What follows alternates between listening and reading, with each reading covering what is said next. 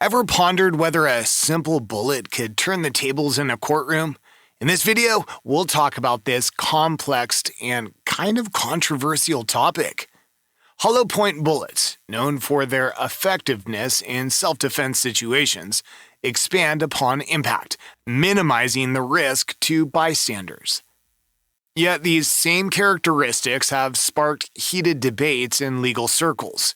We'll unpack real-life cases like Culp versus State of Florida, where the use of hollow points became a focal point in court, and examine how what's seen as a responsible choice by many could be portrayed as a malevolent intent by prosecutors. Our journey explores the thin line between self-defense and legal repercussions, highlighting cases where the choice of ammunition played a crucial role in criminal trials. From the courtroom drama surrounding the infamous Long versus Yates case to another lesser-known yet equally intriguing story, we'll uncover the surprising and sometimes alarming ways how hollow point ammo can influence the outcome of legal proceedings. So, buckle up for a thought-provoking exploration of ballistics, law, and the unexpected ways your ammo choice can echo in the halls of justice. What's the point of hollow points? Nope, no pun intended. So just talking about self-defense and nothing else, we want something reliable, effective, and safe, yeah? That's where hollow points come into play. These little guys have a hollowed-out tip that does something pretty important. It expands on impact. This expansion isn't just for show. It's a critical feature. In a self-defense situation, you're not just shooting at paper targets. You're in a real-life scenario where stopping an aggressor effectively and safely is the top priority. Hollow points are designed to expand upon hitting a target, creating a larger wound cavity. This is key for stopping a threat quickly. In the heat of the moment, you need something that's going to do its job effectively. And that's exactly what hollow points are designed to do. But there's more to it. With FMJ bullets, there's a risk they'll just zip right through the target.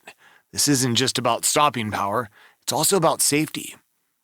FMJs can pass through an intended target and potentially hit something or someone else. That's a risk you don't want to take, especially in a self-defense situation where every second and every shot counts. Let's crunch some numbers.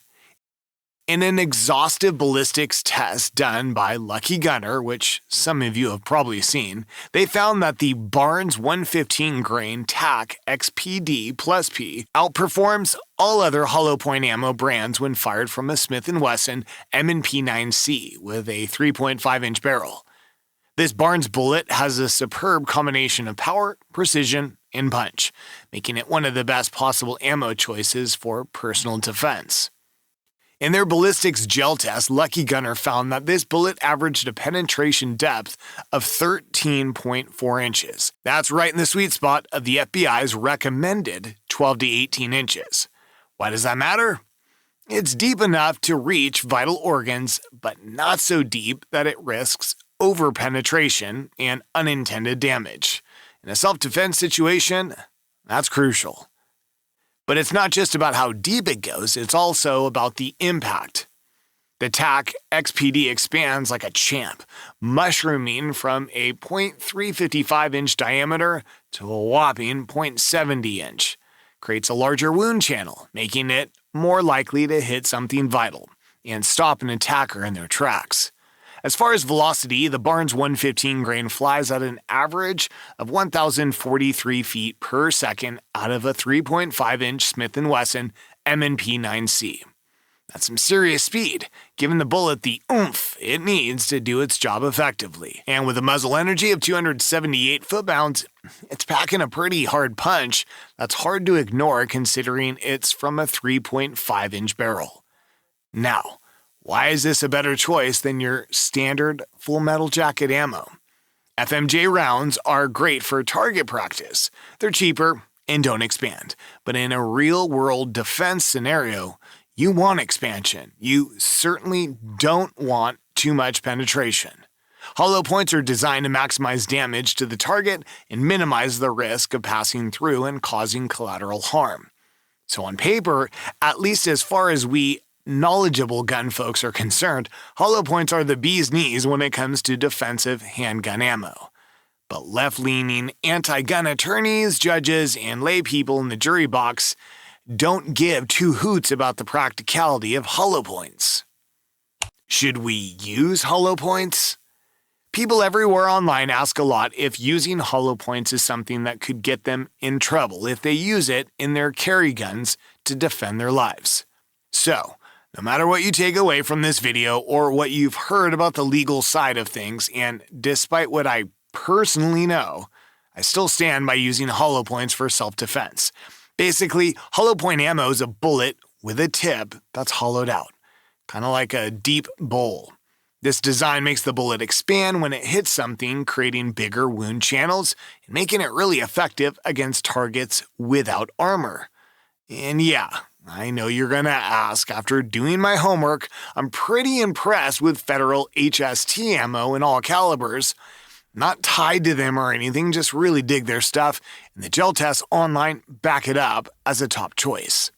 The thing is, because hollow points are so darn effective and kind of misunderstood by, again, leftist anti-gunners, folks who legally carry guns worry about how it looks in court if they ever have to use them in self-defense. If it comes down to it, your lawyer should definitely argue that choosing hollow points is all about being a responsible gun owner, picking the best tool for the job, and, hey, even law enforcement uses them. But then, could the law try to spin it like you're some sort of monster for choosing ammo that does more damage? Wouldn't be the first time they've tried that angle.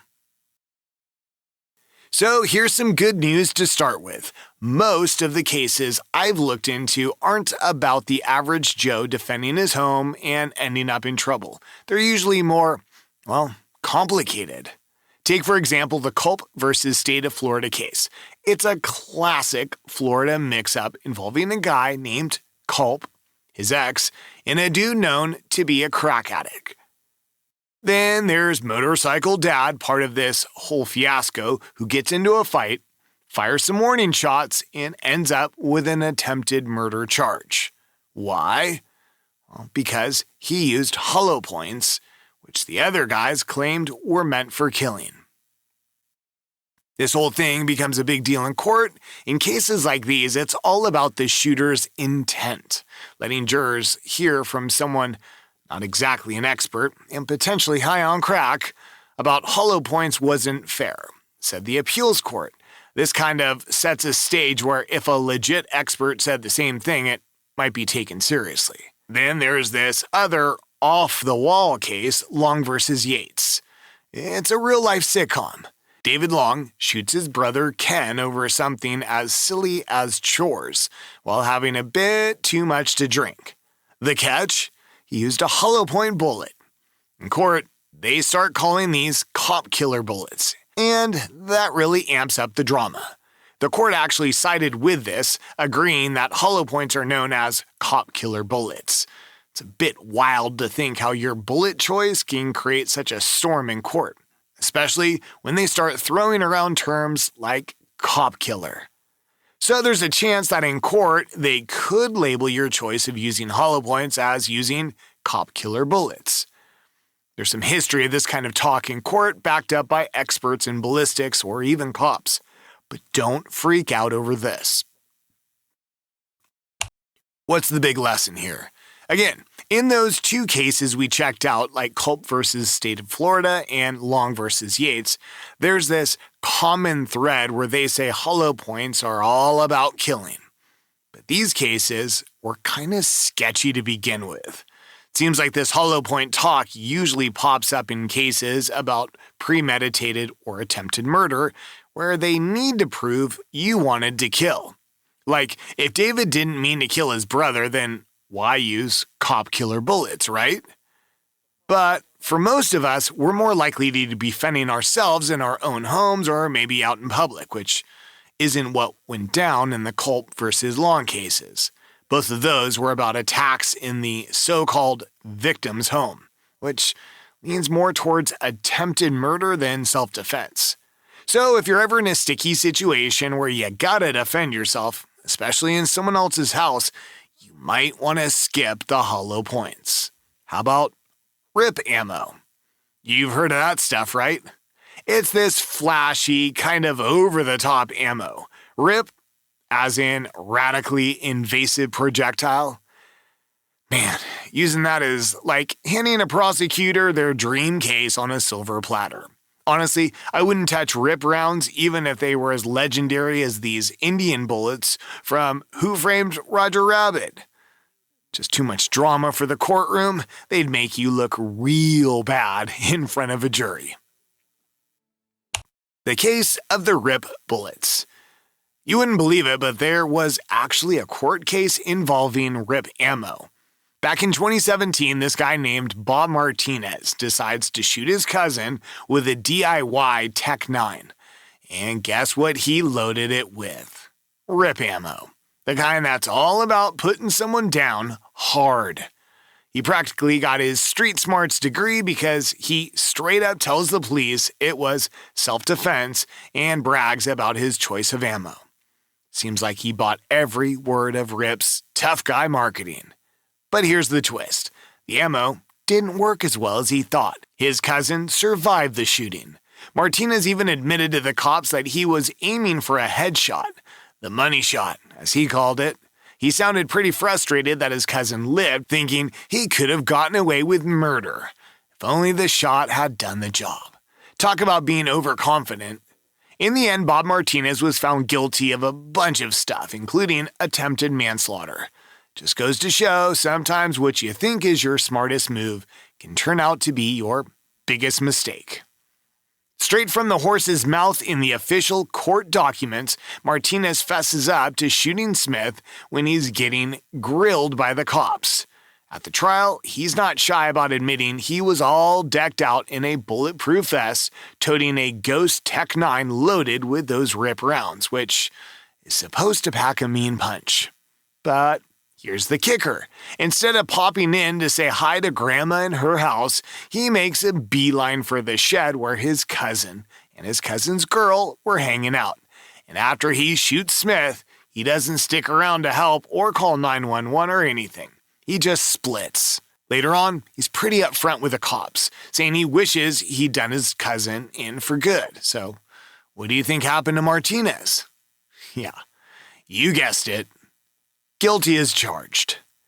Last I checked, he's still in jail, probably replaying that whole mess in his head and wishing he'd made some different choices. Alright, so after watching this, you've probably got your own take on hollow points. Legally, sure, there's room for argument, but let's be real.